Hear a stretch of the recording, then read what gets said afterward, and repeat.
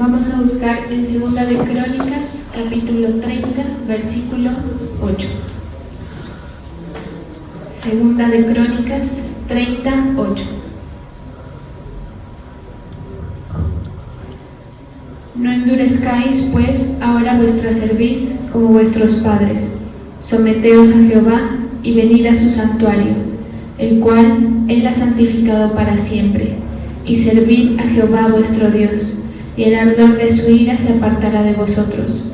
Porque si os volviereis a Jehová, vosotros, hermanos, y vuestros hijos hallarán misericordia delante de los que los tienen cautivos, y volverán a esta tierra, porque Jehová vuestro Dios es clemente y misericordioso, y no apartará de vosotros su rostro, si vosotros os volviereis a Él. Gracias, Señor. Estamos una vez más dándote la gloria y la honra, Señor. Gracias por tus misericordias, porque nos permite, Señor, estar nuevamente delante de ti, Señor, en este año que iniciamos. Todos los que estamos aquí, Señor, entregamos nuestra vida a ti para que tú bendigas todos nuestros proyectos y que nos sigas alimentando y dirigiendo, Señor, por tu presencia y por tu palabra. Te pedimos que nos hables, Señor, en este momento, en el nombre poderoso de Jesús. Amén y amén. La palabra de Dios para todos dice: entonces no sean tercos como sus antepasados, sométanse al Señor y vengan a su templo, porque Él consagró para siempre, y sirvan al Señor su Dios. Así Él apartará de ustedes su ardiente ira. Si ustedes se vuelven al Señor, los que se llevaron a sus parientes y sus hijos les tendrán misericordia y los dejarán volver a esta tierra, porque el Señor su Dios es compasivo y misericordioso. Si ustedes vuelven a Él, no les dará la espalda. Bueno, esta es una palabra que nos habla acerca de la conversión que tiene el pueblo al reconocer al Señor. El reconocer al Señor para el pueblo implicaba todo un cambio de conducta, ¿sí? El tener en cuenta los mandatos del Señor implicaba que la forma de pensar cambiaba. Y esto es importante porque para nosotros es necesario adoptar la creencia, el evangelio, lo que nosotros aprendemos para nuestra vida. ¿Por qué? Porque hay muchas veces en las que nosotros recibimos la palabra y de pronto lo que nos interesa de ella son ciertos puntos específicos, pero menospreciamos las otras enseñanzas que el Señor nos quiere dar, ¿sí? Y el adoptar esto para nuestra vida implica que tiene que ser de manera global, ¿sí? ¿Qué es lo que quiere el Señor para la humanidad? ¿Qué es lo que quiere el Señor para nosotros? Que le reconozcamos. Ese es el motivo de que Él viniera y muriera por nosotros, ¿sí? El creyente o la persona que se acerca al Señor debe reconocer y tener conciencia de que su vida puede ser mejor en el Señor, de que su vida puede ser mejor entendiendo el plan de Dios, ¿sí? Yo le diría a cada uno de ustedes que procure entender cuál es el plan que el Señor tiene. Tenga hambre para que usted le diga al Señor: Señor, muéstrame qué es lo que tú quieres de mí, cómo debo actuar en esto, ¿sí? Porque a medida que va pasando el tiempo, ocurren las dos situaciones en que el tiempo va pasando y la cosa para nosotros se vuelve como más, no sé si se nos vuelve rutina o se nos vuelve algo más básico. Y esto implica que nos estamos perdiendo de bastantes cosas en Dios, ¿sí? Y cuando la gente nueva llega, ocurre lo mismo, algo parecido, que no sabe cuál es el rumbo que tiene el Señor para la vida de cada uno. Miren que si no fuese por la palabra, la gente no se apercibiera de las mejoras que puede llegar a tener en su vida. La gente vive acostumbrada a su realidad, ¿sí? La gente vive acostumbrada a lo que le tocó y vive la vida luchando, digamos que en el mismo meollo de su situación, sin tener visión. Cuando nosotros hablamos la palabra o cuando la cantamos para nuestra vida, una de las cosas que trae la Biblia, enseñada, leída, escuchada, es que trae visión. ¿Sí? ¿Visión para qué? Para saber hacia dónde vamos. Usted sabe que en las empresas colocan la misión y la visión, ¿sí? Entonces la visión es hacia dónde yo quiero llegar y la misión es lo que tengo que hacer para llegar allá. Lo mismo hace el Señor con nosotros. Y mire que, aunque de pronto el término se malentienda en algunas ocasiones, la iglesia de Cristo instituida en la tierra es el negocio de Dios, ¿sí? Es decir, que es como una empresa. Y usted sabe que todo lo creado bajo el sol viene de una idea celestial, es decir, nosotros prácticamente replicamos lo que ocurre en el cielo. Así que cuando nos muramos no nos extrañemos de que muchas cosas que sucedían acá acontecen allá, pero no es que sucedieron acá y por eso las hacen allá, sino al contrario, ¿sí? Porque el Señor se ha encargado a lo largo de los siglos de ir depositando en la humanidad, a creyentes y no creyentes, la revelación y la visión. Entonces, que nosotros sepamos esto nos mantiene anclados, nos mantiene con un norte, nos mantiene sabiendo y reconociendo nuestra dependencia. Ahora, lo que el Señor nos propone es que usted no viva su vida, aquí dice, como sus antepasados. ¿Cómo viven sus padres?, le pregunto yo. ¿Cómo han vivido o cuál ha sido la suerte que han tenido sus padres o sus abuelos? En cuanto a la salud, por ejemplo, en cuanto al aspecto económico y a otro tipo de situaciones que por lo general antes de Cristo están en desorden, ¿sí? Entonces, ¿qué quiere el Señor? ¿Qué quería el Señor con el pueblo en este momento y qué quiere el Señor con nosotros? Sembrar la conciencia. ¿Sabe que a veces a mí me ha sucedido algo que me ha parecido bien curioso, y es que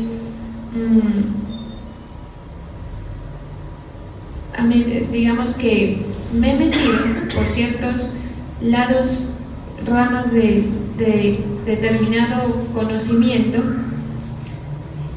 como un poco desapercibida, ¿sí? Como un poco, ¿sabe? La gente se acerca al Señor a veces como sin mucha, ¿cómo se puede decir? Como sin esperar tanto, tal vez, ¿sí? Como que de pronto la gente dice, no, que el Señor me ayude en esto pequeño, o no hay como, si se pudiera usar la palabra así, como ambición frente a las cosas. Y entonces, a veces, ¿se acuerdan que hablábamos el otro día de los maestros? A veces los que el Señor usa en nuestra vida como mentores tienen un papel de sembrar una idea, ¿sí?, en nosotros. Es decir, es como que le meten a uno el gusano de algo, entonces le meten a uno la fiebre de algo y le hacen ver todo lo que uno pudiera llegar a tener o a alcanzar, que uno por sí mismo no lo pensaría, porque de pronto la condición mental y anímica nuestra está a veces tan golpeada que no nos permite ver más allá, ¿sí? El asunto aquí es que el Señor le está diciendo al pueblo, y le dice a usted y me dice a mí, que la vida que Él quiere que nosotros vivamos no es la vida que usted está viviendo actualmente. Así usted de pronto esté lo suficientemente bien. ¿Por qué? Porque lo que promete el Señor es victoria tras victoria, eso es lo que dice, ¿no? De victoria en victoria, es decir, de bendición en bendición. Y entonces si usted se limita o si usted se conforma con lo que el Señor lo está llevando a vivir, no va a poder probar cosas maravillosas que de pronto ni siquiera va a necesitar, pero que solamente sirven para testificar. ¿Sabe que la abundancia en Dios, entre otras cosas, digamos que para lo que más nos sirve es para testificar? ¿Sí? Cuando usted dice, me sobra, cuando usted dice, tengo rebosando tal área de mi vida, Dios sabe que usted no necesita tanto, ¿sí? Pero Él sabe que la abundancia, la riqueza, la prosperidad, la facilidad provienen de Él. O sea, Él tiene todo eso. Y si usted es su hijo y usted empieza a adquirir esas cosas, el Señor no va a dudar en darle más de lo que usted necesita, solamente para que se note lo que el Señor ha hecho en usted, que se note la abundancia de su Padre, ¿sí? Y entonces el que llega a la iglesia y el que transita, ¿sí?, este camino de fe, se le olvida tener visión. Y mire que, digamos que este tema, no sé, el Señor pues lo pondrá por algo, pero ahora que lo pienso, este es nuestro primer culto del año, ¿sí o no? Y a partir de hoy, bueno, del 1 de enero, van a pasar un sinfín de cosas que usted va a recordar este año como el año que estuvo bien o que estuvo mal, o que no pasó nada, ¿sí?, que pasó desapercibido. Pero en esos comienzos, que a mí me parece importante tenerlos en cuenta en nuestra vida, es necesario tener enfoque. Entonces, ¿qué quiere el Señor? Que usted sepa que la vida que usted está viviendo no es lo que el Señor quiere para usted, sino que quiere aún más, ¿sí?, que quiere hacerlo avanzar más. Piense que este año usted tiene que esforzarse en la fe y descansar en el Señor. ¿Por qué digo eso? Porque a veces cuando uno habla de alcanzar metas, uno dice, no, voy a trabajar más duro, ¿sí? Y en nuestro conocimiento de fe sabemos que todo lo que sea esfuerzo del hombre es para muerte, y es cuando digo para muerte, me refiero a algo que perece. O sea, si usted se esfuerza y se esfuerza y se esfuerza por algo, finalmente eso no es lo suficientemente bien construido para perdurar, ¿sí? Por ejemplo, un padre, una madre que se esfuerza y se preocupa por sus hijos, usted sabe que va a llegar un punto en el que los hijos hacen lo que le da la gana, por muy cristianos que sean, ¿sí?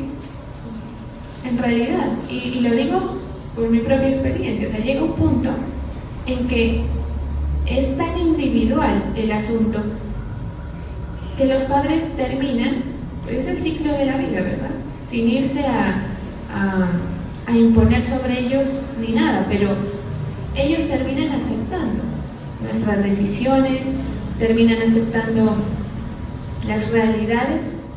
¿Y saben qué terminan aceptando? Que su época ya pasó. Y esto a veces para los padres es un poco choqueante, ¿no? Porque pues es como darse cuenta de que se van convirtiendo en un individuo, me perdonan la expresión, pero pues todos vamos para allá, pero un poco obsoleto, ¿sí? Y entonces, ¿usted qué va a hacer con todo eso que procuró construir si al final de cuentas ellos van a vivir su vida? Y cuando se muera, si es que de pronto tiene hijos pues más grandes, bueno, finalmente usted va a morir y posiblemente ellos vayan a quedar. La verdad es que casi que sí se recuerda a los padres con mucho cariño, pero la vida no se frena por eso, ni andan pensando en eso, ¿sí? Es decir, yo, por ejemplo, con mis abuelos, como ellos ya eran bastante adultos y yo era muy niña, la verdad es que tengo casi que nada de recuerdos. Y en mi cotidianidad con mis padres, a las 500 se los menciona. Entonces, Bueno, a lo que quiero ir es a que todo eso por lo que usted trabaja perece, ¿sí? Cuando usted se enfoque, porque estamos hablando de tener visión y de más o menos se podría decir como construir metas en el Señor, sepa que el esfuerzo que usted tiene que hacer es en la fe. El Señor a cada uno le ha demandado una batalla. Ahorita usted tiene una batalla específica. Sepa que usted se tiene que enfocar en eso para librarlo con la fe de la mejor forma posible, ¿sí? De ahí en adelante, ¿qué le diría? Descanse en el Señor, porque si usted entiende el propósito de Dios, usted ya sabe que no por sus fuerzas, sino por el poder del Señor, su vida va a ser despegada de lo que han vivido sus antepasados. ¿Sí? Mire, hay mucha gente que vive situaciones generacionales terribles. De pronto, para una persona que tenga esa condición o esa situación o ese problema, esta palabra se le puede hacer un poco más interesante, ¿sí? Cuando hay cosas notorias. Pero sin duda alguna, usted carga con lo que le dieron, genéticamente, en su contexto y demás. ¿Qué quiere el Señor? Que sepamos que Él nos quiere despegar de eso. Si usted analiza la vida de creyentes que han tenido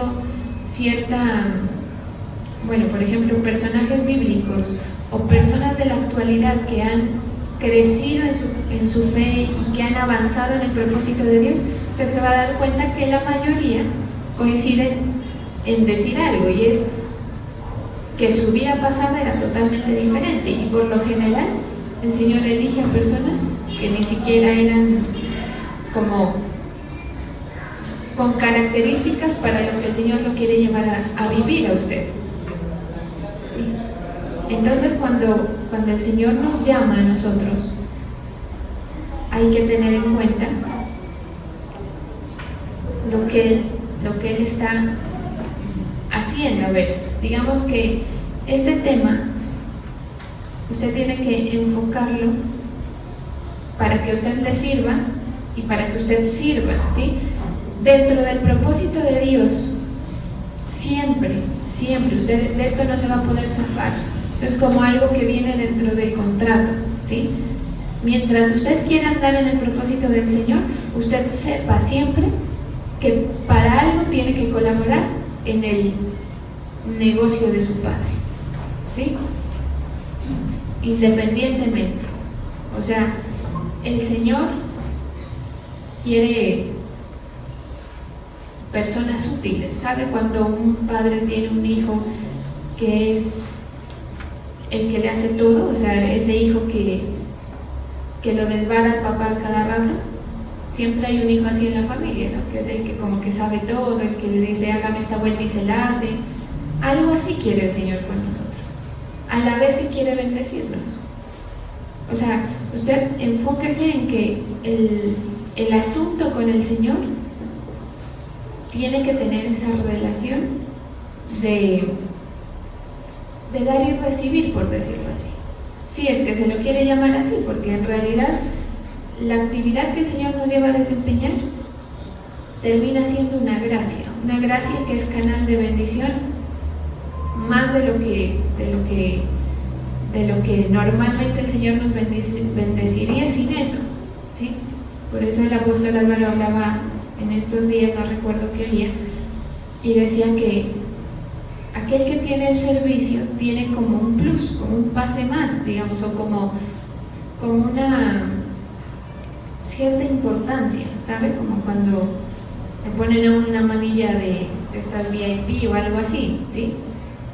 O sea, somos los importantes para el Señor cuando le somos útiles, ¿sí? Entonces, su vida, hablando del propósito de Dios, su vida sí, el Señor lo quiere bendecir, sí quiere que usted viva una conversión y que no viva la misma vida que sus padres, que sus antepasados, y que mejore.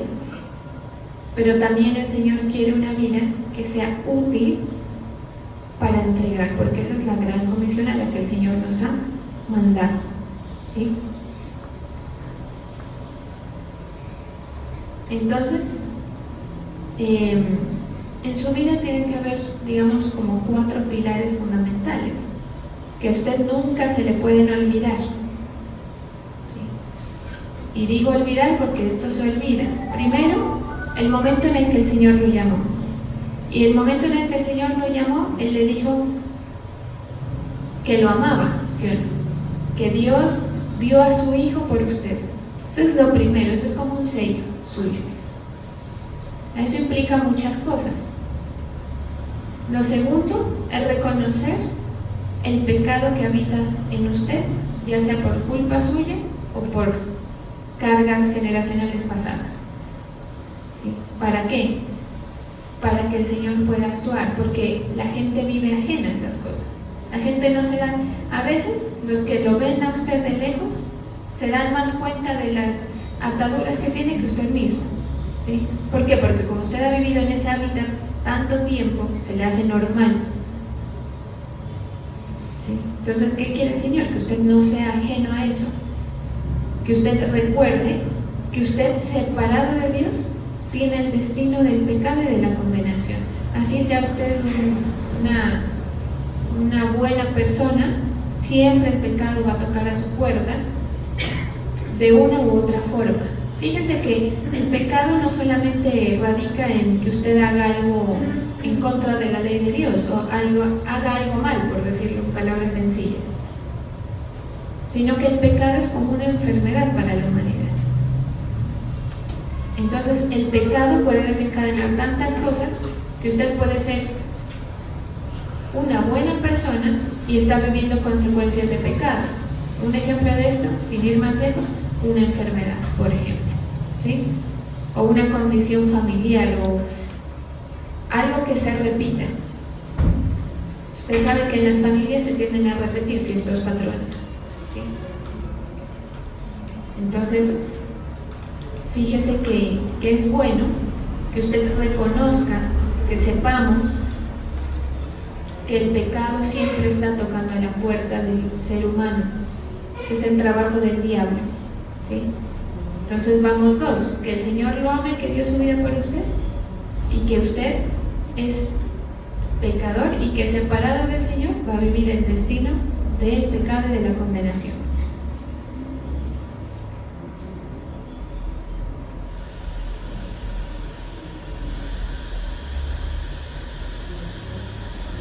El otro asunto es reconocer que el Señor es su camino. ¿Para qué? Para todo, ¿sí? Si usted se plantea, mire, la gente es ligera, a veces uno es ligero, ¿no? Por más que predica, a veces uno hace cosas y como que luego las piensa, ¿no? Pero no sea usted así. Jesucristo es el camino, dice la palabra, el camino, la verdad y la vida. Si usted se encamina por ese camino, si usted hace las cosas por ese camino, ¿sabe? Porque hay diferentes cosas de lograrlas, diferentes formas de lograr las cosas.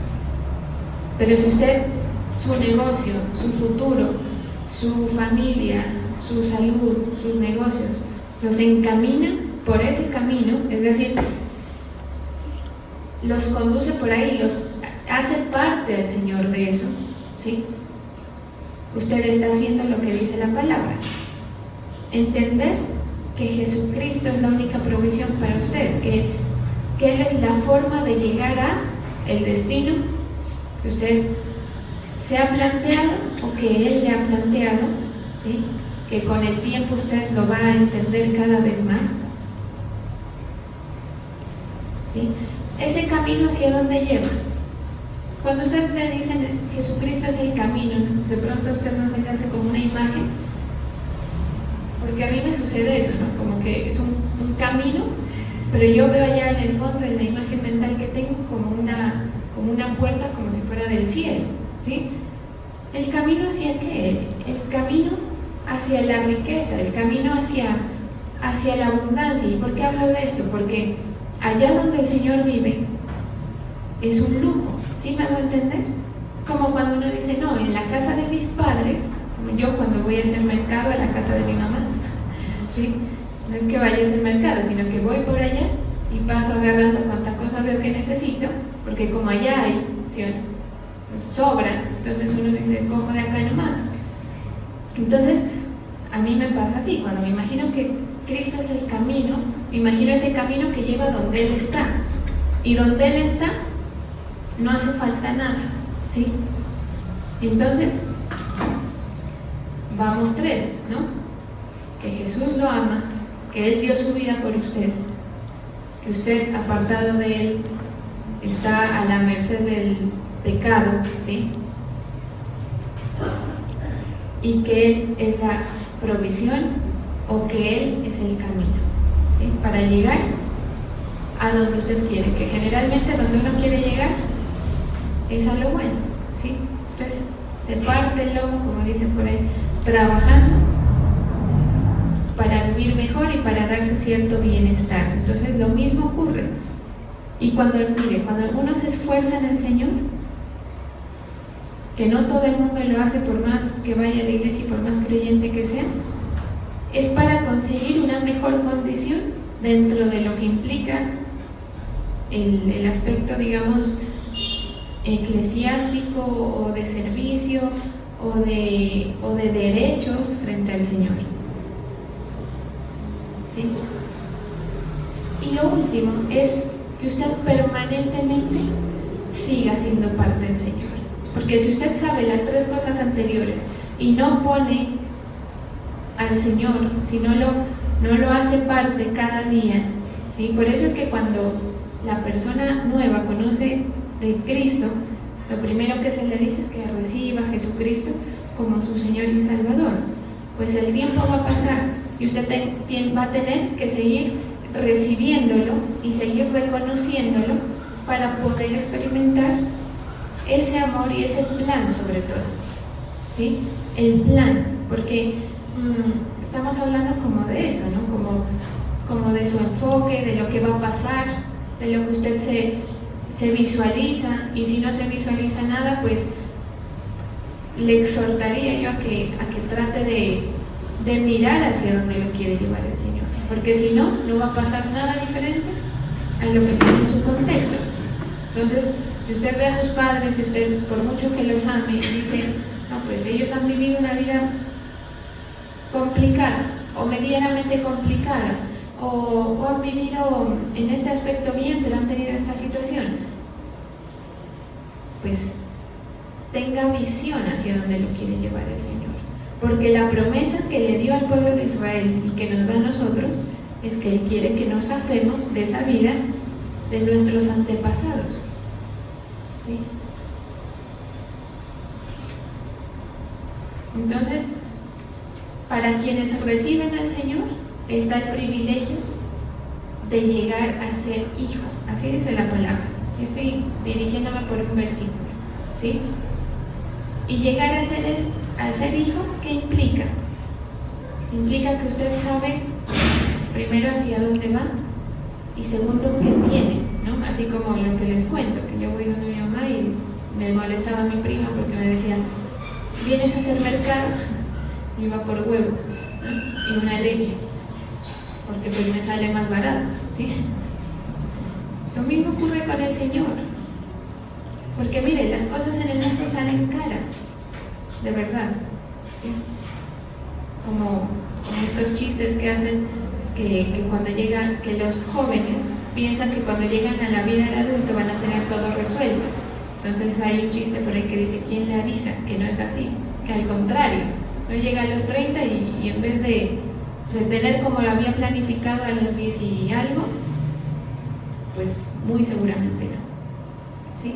Entonces en el mundo salen caras las cosas.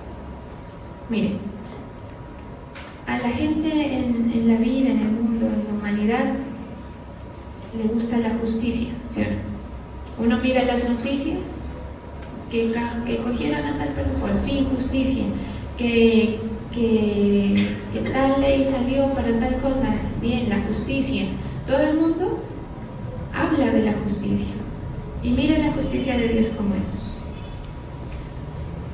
que es una manera buena de compartir, ¿no? de pronto a veces uno no sabe cómo compartir la palabra, bueno, aquí va una idea, ¿no?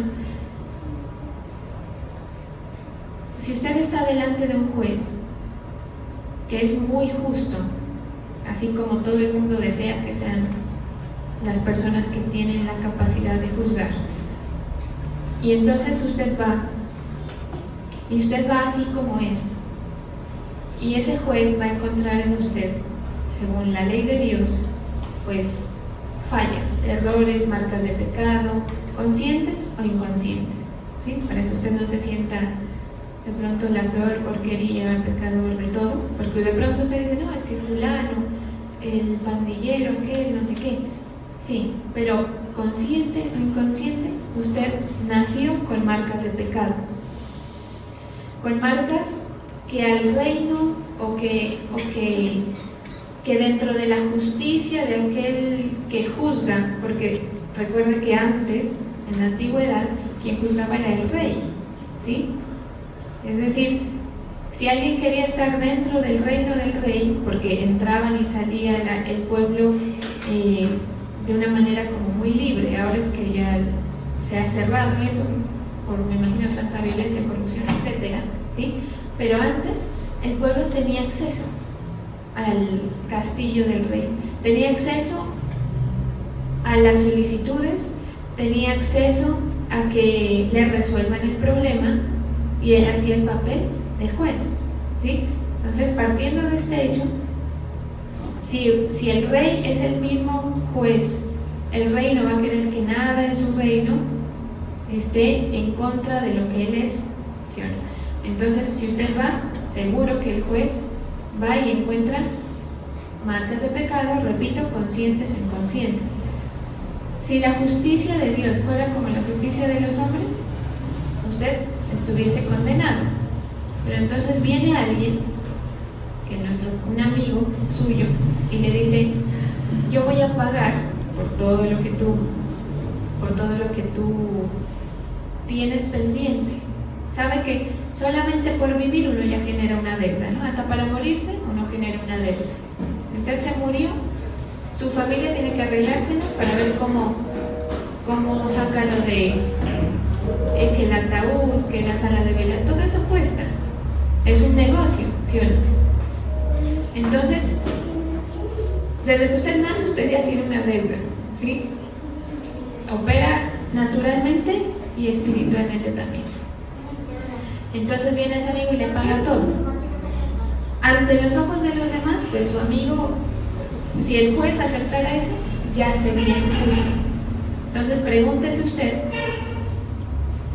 si la justicia de Dios, que lo aceptó a usted y pagó por sus pecados, siendo usted culpable, consciente o inconscientemente, porque eso es como cualquier deuda, ¿sí o no? Usted se le murió el papá, digamos. No, y lo único que me dejó fue pasivos. Lo único que me dejó fue deudas.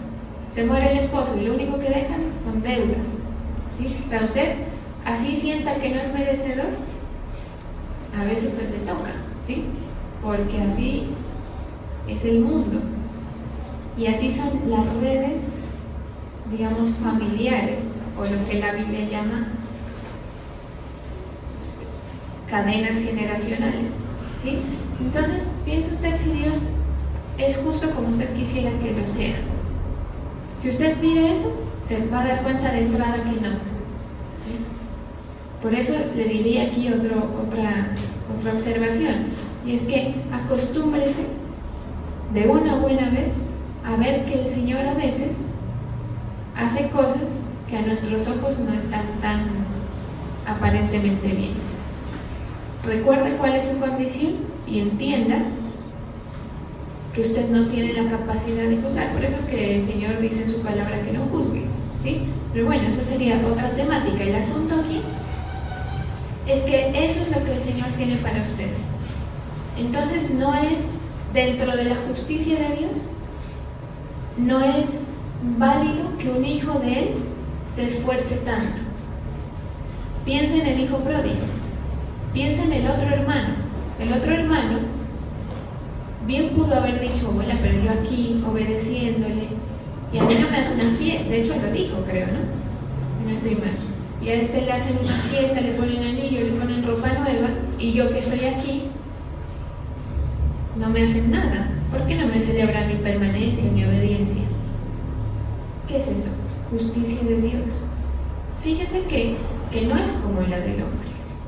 Los pensamientos de Dios no son como los pensamientos del hombre.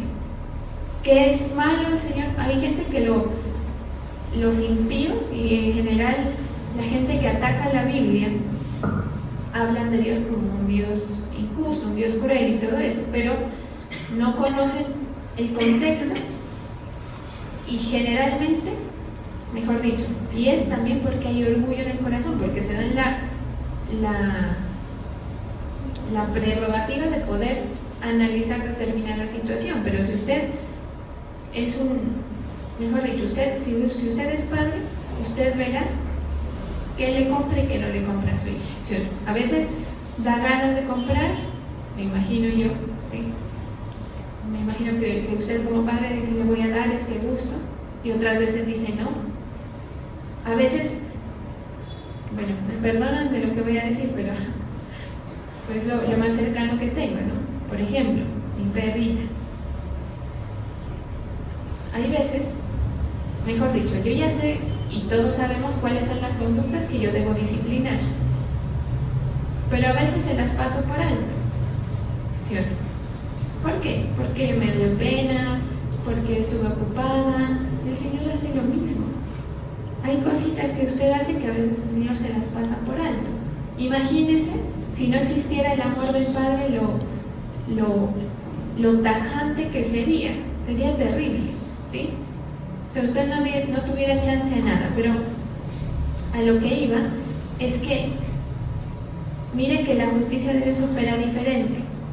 En el mundo la gente dice trabajar fuerte para...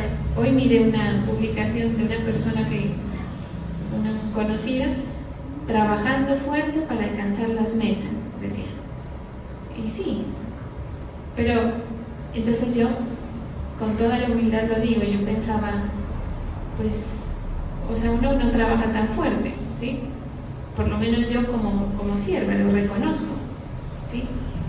Imagínense que si hablamos de esta iglesia tenemos 2 cultos semanales, nada más, ¿sí? Y el Señor se manifiesta de una manera muy poderosa, ¿sí? Entonces la justicia de Dios no es trabaja duro para que alcances tus metas.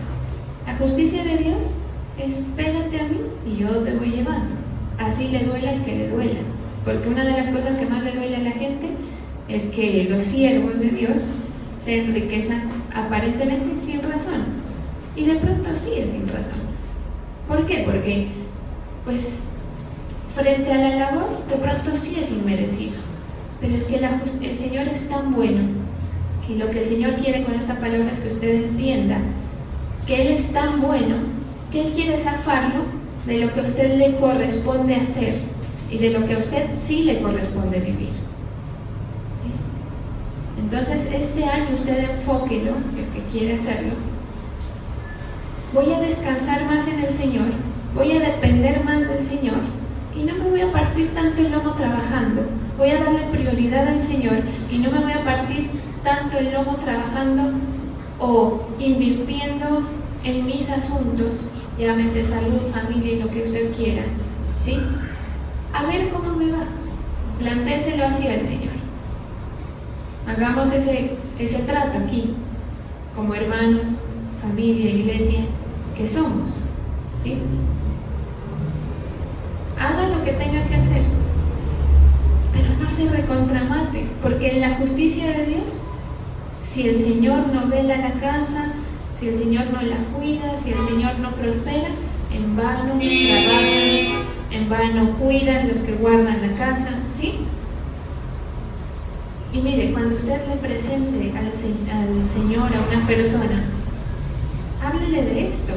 Yo sé que mucha gente dice fábulas, pero por ahí habrá alguien que esté tan desesperado. Sabe que hay medidas desesperadas para gente desesperada, ¿no? Como el caso de que yo les contaba de una persona que tiene un testimonio bien bonito aquí, que ya era el día del suicidio, ya se iba a suicidar ese día. Y de repente pasó por ahí, por el Amorel, que era la iglesia en aquella época. Y de esas cosas que algo por dentro le dijo, a ver, lo último que haga. Por dicho, si aquí no fue, ya tengo todo listo, ya ni miedo me da, o sea, de lo terrible que estaba viviendo. Y usted no sabe cuando usted le está extendiendo esa red a un alma que está desesperada por conocer del Señor, un alma desesperada por necesitar a Dios, por tener esperanza, ¿sí? Así como usted se convirtió. Porque factor común, la gente llega problemada a la iglesia, generalmente, ¿sí? Muy rara vez ocurre que llegan solucionados. Y ante esa gente, pues mis respetos en la fe, ¿no? Pero generalmente la fe es movida cuando ya es una medida desesperada. Imagínense la mujer esta que tenía la hija endemoniada, ¿cómo es que se llamaba? La mujer sirofenicia, ¿sí? Ella sabía, de perdida que andaba y ya de que nadie le daba solución, ella sabía que el evangelio que Jesús había venido a traer no era para ella. Ella era externa al pueblo de Israel. Va donde el Señor, se consigue, por decir así, la dirección, y el Señor le dice, sáquenla. Los discípulos le dicen, sáquenla. O sea, un trato terrible, ¿sí? ¿Cómo será la desesperación? Por eso es que dicen, es que esos dichos populares, la necesidad tiene cara de perro, ¿no? Entonces, ¿cómo sería la necesidad? Que así la traten mal los mismos cristianos, los mismos apóstoles, el mismo Dios, el mismo Mesías, porque ella sí lo reconocía. Y viene y dice la palabra que ella se le pone enfrente, o sea, es como decir, no te dejo seguir con lo que, o sea, te voy a importunar la necesidad, ¿sí? Y para remate, le insinúa que es un perrillo, ¿sí? Bueno, claro, porque le dice, como que los perrillos comen de lo que cae de la mesa de los amos. No, que no recuerdo bien, pero ustedes conocen la historia y si no la conocen, pues una buena tarea para que la vayan a leer, ¿sí? Pero el hecho es que ella le dice, sí, Señor, si así como los perrillos comen de lo que cae de la mesa de sus amos, yo estoy aquí delante de ti en busca de lo que tú puedas hacer por mí, a pesar de que yo no haga parte de tu labor, por decir así. Medidas desesperadas, ¿sí? Entonces, presentar al Señor así es diferente, ¿sí? Si usted llega a decirle a la gente que no haga, que así no, que esto no, hay que hablar de la bondad de Dios, porque a la larga, vean, nosotros nos podemos esforzar en la obediencia lo que queramos, ¿sí? Uno diariamente se trata de esforzar por obedecer al Señor, pero nunca va a ser suficiente. Vamos a fallar y nos van a hablar y nos van a hablar y nos van a enseñar y nos van a enseñar y van a haber cosas que nunca nos entran, ¿sí? De conceptos como tal. ¿Qué nos salva? El amor del Señor. ¿Qué es lo que al Señor lo tenían constante con el pueblo? ¿Qué es lo que el Señor lo tenía firme y constante frente al pueblo? El amor, no era más. Y ese pueblo sí era, pero duro, rebelde, ¿sí? Entonces, ¿qué pide el Señor o qué quisiera el Señor? Que usted se ablande. ¿Sabe? Cuando uno es muy rígido en las cosas, usted de pronto dice, no, hoy tengo que trabajar y las cosas a mí me gustan así, y mi orden, y lo que usted quiera, y mi situación me obliga a que yo esté así. Sea flexible, no se vuelva rígido con esas cosas. porque la respuesta está más cerca de lo que usted piensa y sin que usted se esfuerce. Por eso dice: no endurezcáis pues ahora vuestra cerviz como vuestros padres. Si usted quiere tener los resultados de sus padres, haga como sus padres han hecho. Sí. No hay nada mejor, por buenos que sean los padres, que soltar ciertas costumbres que venían en la casa. Por eso es que cuando la gente se casa, el Señor lo primero que dice es que vas a cortar los lazos. Y eso es algo bueno al final, porque le aseguro que si usted llega con las cositas que pasaban en su casa, le va a ir mal, ¿sí? Si usted se va a resguardar, es que en mi casa era así, le va a ir mal. Y es de verdad, o sea, es impresionante eso. Dicen: someteos pues a Jehová y venid a su santuario. Este es otro tema súper importante desde los dos puntos de vista. Someteos pues a Jehová y venid a su santuario.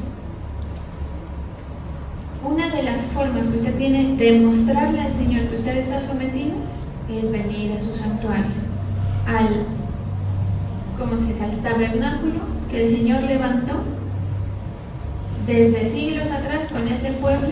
Imagínense lo incómodo que era un viaje.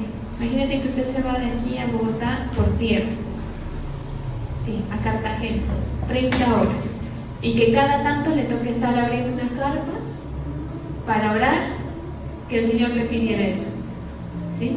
Cada tanto le toca estar otra vez ubicando las cosas, hartísimo, ¿sí? Como en un constante trasteo. Y en esa época el Señor les ponía a colocar el atrio, y por esa razón es que el enemigo trata de arrasar con eso, porque es la forma. O sea, usted estando ahí sentado está diciéndole al Señor: yo tengo temor de ti, porque bien pudiera estar con las patas arriba en mi cama, acostado viendo televisión y comiendo cualquier cosa, ¿sí? Pero estoy aquí porque me da temor, ¿sí? Entonces, ¿qué es eso? Someterse a Jehová y venir a su santuario. Hay algo que el enemigo ha querido arrasar desde siglos atrás, y es la congregación. Y actualmente sucede. Díganme si no es absurdo. ¿Ustedes vieron la gente jugar carnavales de pronto? Yo decía: no, el Omicron por ahí contentísimo, ¿no? Claro, todo el mundo sin tapabocas en la calle, en fiestas, una bullaranga. Y vaya, diga algo. Ahí sí, a ver si el alcalde, si el gobierno se pronuncia. A ver si pidieron el carnet de vacunación.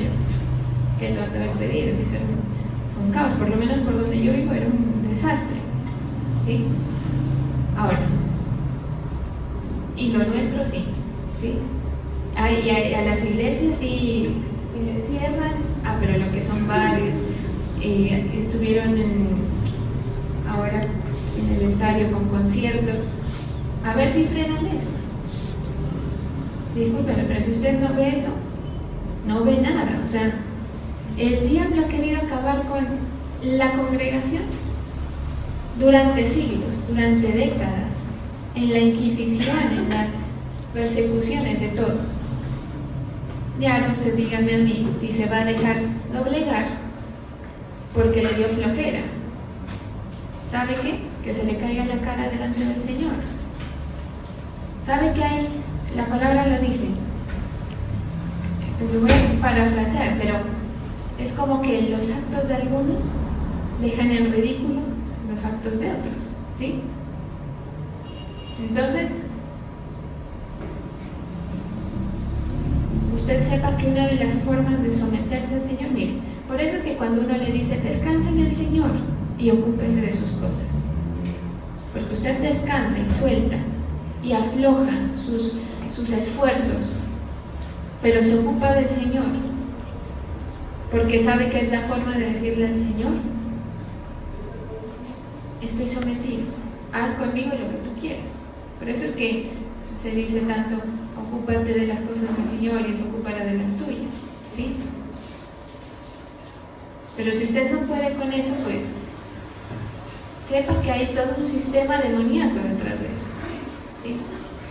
Y que usted, para el enemigo, si usted no se para firme, va a ser una risa. Lo que no ha sido una risa para el enemigo es no poder bloquear la forma de congregación de nuestra generación y de las pasadas. Eso sí es un problema para él. Y por eso es que levanta tanta cosa. Y por eso es que para nosotros sí hay problemática, pero para el resto no. A ver si aquí entre nos, a ver si de pronto a la vecina le molestó la bulla de afuera.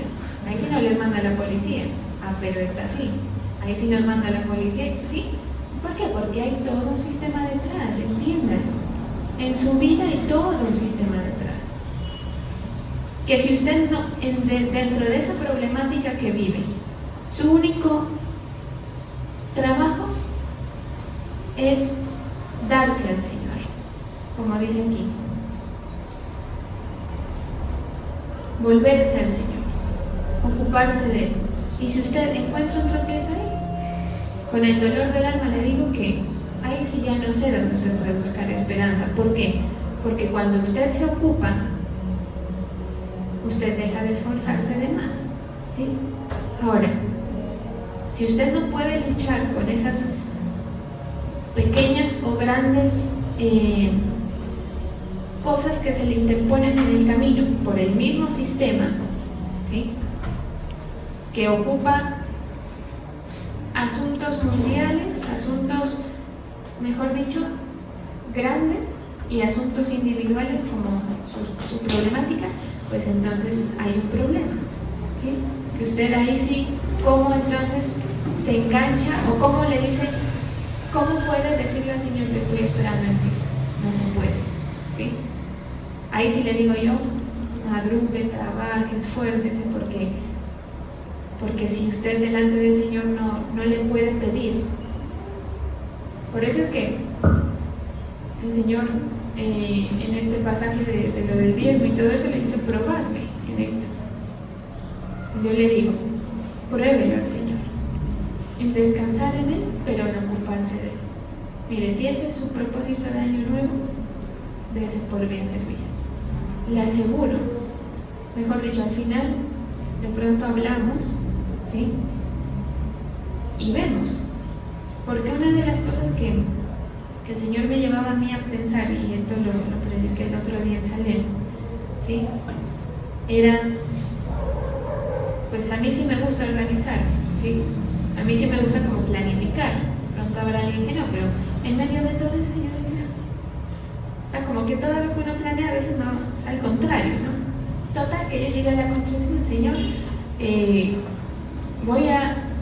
sí me organicé, les voy a decir, pero al final de cuentas me doy cuenta de que mi propósito más importante es mejorar en lo que yo haga contigo, en mejorar mi actitud, en mejorar mi trabajo, en mejorar mi fe, básicamente, porque de ahí es donde puedo esperar lo demás. Y ya, eso es todo. Y esto parece palabras nuestras, no sé, pero esto es lo que le está diciendo el pueblo, el Señor al pueblo. Y eso es lo que usted tiene que decirle a la gente que lo rodea, ¿sí? Porque hay mucha gente que lo necesita, ¿ya? Hay mucha gente como usted que quisiera oírlo. Entonces, ¿por qué? Porque viven cansados. ¿Cuánta gente de sus alrededores usted no la ve agobiada de tanta cosa? La vecina, la hermana, la tía, y usted dice, pobre mi tía. Pobre mi tía, sí, pero vaya y háblele de lo que necesita, ¿sí? Hasta me dio, ¿sí? Pero sí, claro, no, pobre, no sé qué. Ah, pobre abuelito, ¿no? Ya está tan viejito. y está allá y ya no se puede ni mover, ya casi que ni reconoce. Vaya y, mejor dicho, métale por donde pueda la palabra, ¿sí? Porque se lo va a agradecer en la eternidad. Y otra cosa, el Señor se lo va a galardonar. ¿Por qué? Porque usted se está ocupando de los negocios de su padre, que es a la larga lo que el Señor lo llama a que usted haga. Usted ocúpese de las cosas que el Señor le pone a ocuparse, y su trabajo, su familia, su salud, déjesela a Él, descanse, repose. Por eso es que Él dice que quiere hacer nuestras cargas mucho más ligeras, ¿sí? Entonces el Señor te llama para eso, para que no estés igual que tus antepasados, para experimentar el verdadero propósito que cada uno tiene en Dios, que es elevado, digamos, de lo que uno es, ¿sí? Que se sienta acompañado, si es el caso, porque cuánta gente que hay que necesita es eso, ¿sí? Sentir que tiene a su padre o a su amigo, como lo quiera llamar, al Señor, ¿sí? Porque cuando la palabra dice resaca lo precioso de lo mío, se refiere a eso, ¿sí? Pues el Señor sabe que usted, por más que se esfuerce, de pronto no va a llegar ni al 10% de sus metas, ¿sí? Y deje de agobiarse, alégrese en el Señor. Mire, este año procure disfrutarlo en Dios, procure vivirlo descansado, porque los asuntos son relativos, ¿sí? No se haga mala vida, confíe, para eso es la fe. Y si lo quiere ver así, ponga a prueba. Señor, yo estoy confiando, y le aseguro que el Señor no lo va a desamparar y que lo va a llevar a cosas mucho mejores, ¿sí? Amén. Vamos a orar.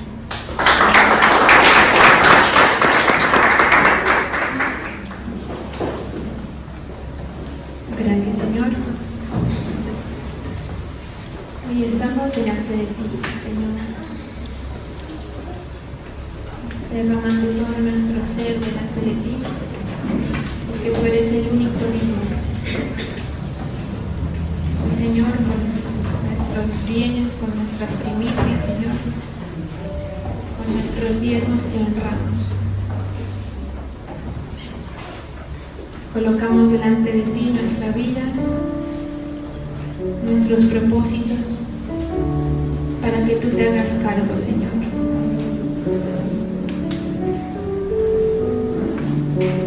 Confiamos en ti. Yo bendigo a cada uno de tus hijos, Señor, que ofrenda, que diezma, que paga, que trae sus tributos a tu altar, Señor, confiando en tus promesas y reconociéndote a ti, Señor. Como dice tu palabra, sometiéndose a Jehová, viniendo a su santuario, el cual Él ha santificado para siempre, y servir a Jehová nuestro Dios.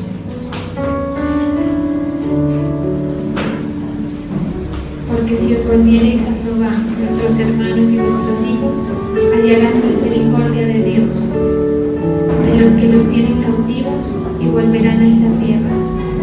Porque Jehová vuestro Dios es clemente y misericordioso, y no apartará de nosotros su rostro.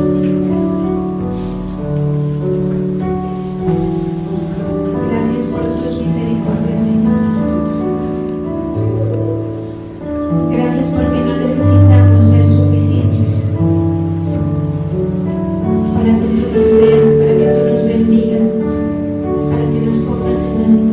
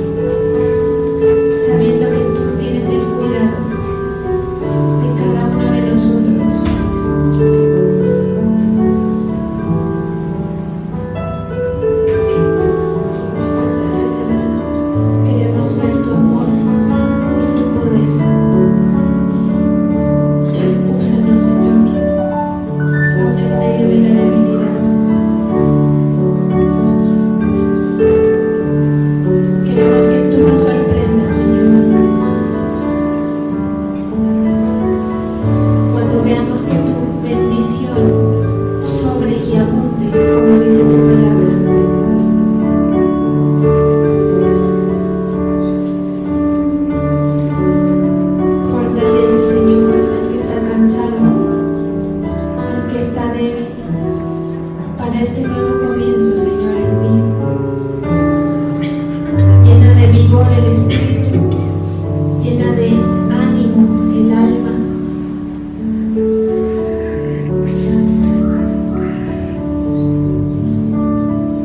Declaro, Señor, que quitas todo pensamiento de derrota, todo pensamiento negativo que el enemigo ha colocado, que no deja que tus hijos vean las cosas buenas, que no les permite disfrutar de tu presencia y de las cosas que tú has hecho,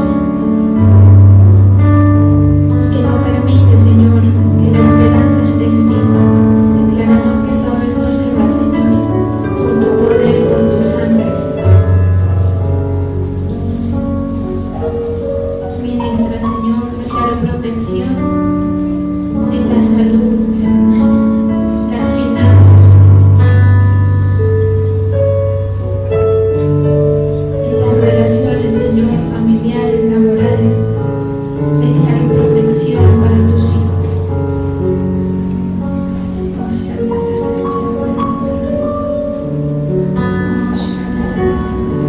Declaro que esta iglesia es invisible, Señor, al ataque de las tinieblas.